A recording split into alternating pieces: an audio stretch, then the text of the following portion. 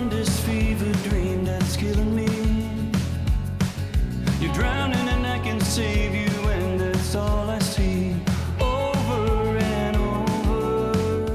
Weer een nieuwe dag bij de zomer van ZVL. We zijn vandaag in het mooie Zaamslag.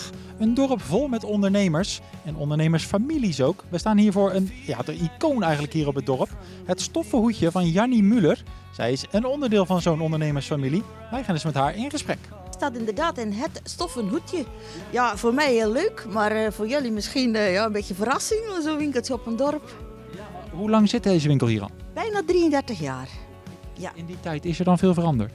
Ja, zeker. Het koopgedrag van klanten is anders geworden. En je moet ook veel meer inspelen op allerlei dingetjes tegenwoordig. Alleen van een hoed red je het niet meer. De winkel kan nog een jaar open zijn, 2 jaar open. Ik weet het niet, pas als het pand verkocht is, ga ik stoppen.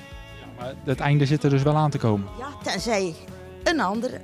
Ik heb het nu overal bekendgemaakt. Een ander op inspringen. Het is een superleuk pandje om bij te wonen. En wat voor winkeltje ook wil beginnen. Kan gewoon op ons dorp. Ik hoop dat dat gebeurt.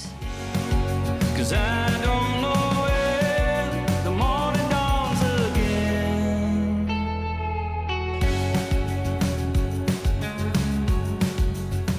Ja, hier in Zaamslag hebben ze natuurlijk ook, zoals in elk dorp, een bijzonder dialect. Daar gaan we over praten met deze meneer. Die weet daar alles van, want het is wel een bijzonder verhaal, hè?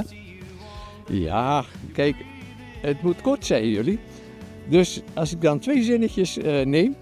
Er staat een huis op de dijk in het algemeen Nederlands. Gaan we naar Zaamslagveer, dan zeggen ze, net als hier op het dorp, daar staat een nus op de dik. En gaan we een eindje verder naar Stoppeldijkveer, dan zeggen ze, daar staat een nuis op de dijk.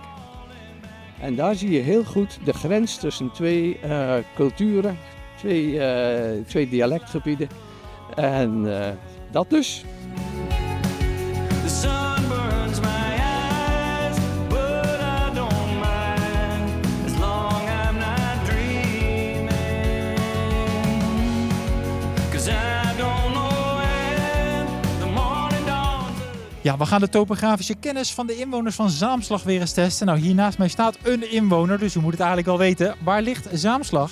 Ja, maar er is een inwoner van Axel, maar Zaamslag ligt hier. Oké, nou ja, dat is in ieder geval goed. Axel ligt er net onder, hè? Ja, hier. Oké, nou, dat is al 2 uit 2. Morgen zijn wij in Groede. Kunt u dat ook aanwijzen? De groep. Denk ik dat hier... Je moet wel een stuk hoger, hoor. Ja. Nou, die is goed. Dat is Groede, inderdaad. Het was weer een mooie uitzending. Daar gaan we morgen in Groede weer netjes over doen. U kunt ons natuurlijk dan ook weer horen op de radio tussen 9 en 12. En s'avonds om 6 uur op tv.